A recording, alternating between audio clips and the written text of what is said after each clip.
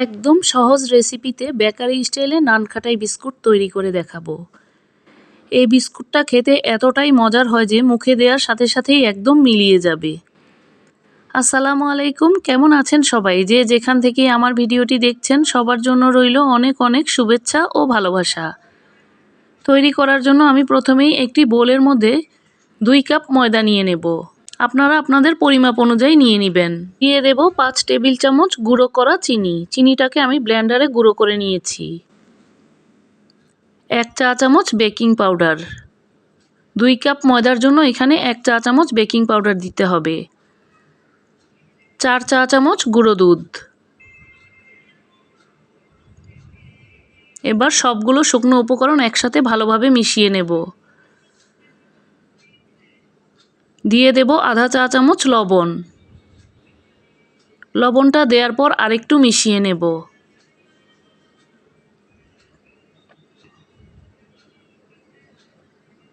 Butter আর তেল মিলিয়ে আমি 1 কাপ নিয়েছি। আমার এখানে পুরোপুরি 1 কাপ লেগেছে এই ডোটাকে তৈরি করার জন্য। আপনাদের আরেকটু কম বেশি লাগতে পারে। ভালোভাবে মিশিয়ে নিয়ে আমি একটা শক্ত ডো তৈরি করে নিয়েছি। ডোটা দেখতে ঠিক এই রকম হয়েছে। ডোটাকে রেস্টে রাখার কোনো প্রয়োজন নেই।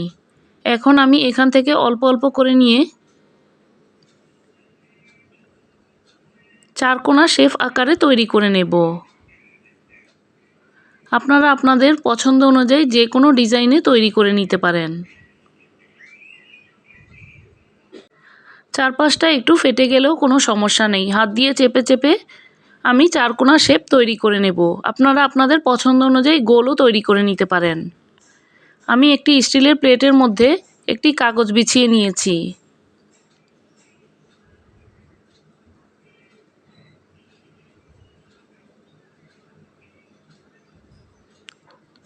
এইভাবে করে আমি সবগুলো বিস্কুটই তৈরি করে নেব। আমি এরকম চারকোনা করে সবগুলো বিস্কুটকেই তৈরি করে নিয়েছি। একটা থেকে আরেকটা যেন ফাঁকা থাকে, না হলে বিস্কুটগুলো যখন ফুলে উঠবে তখন কিন্তু একটার গায়ে আরেকটা লেগে যাবে। এখন উপরে ডিমের কুসুম ব্রাশ করে দেব।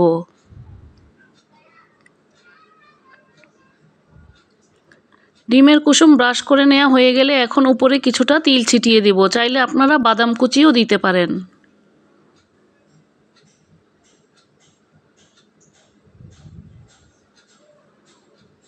এবার যেই পাতিলে আমি বিস্কুটটাকে বেক করব সেই পাতিলটাকে আগেই 10 মিনিট গরম করে নিয়েছি। এখন এই রকম কাগজ বিছিয়ে দেব। তারপর একটি স্ট্যান্ড দিয়ে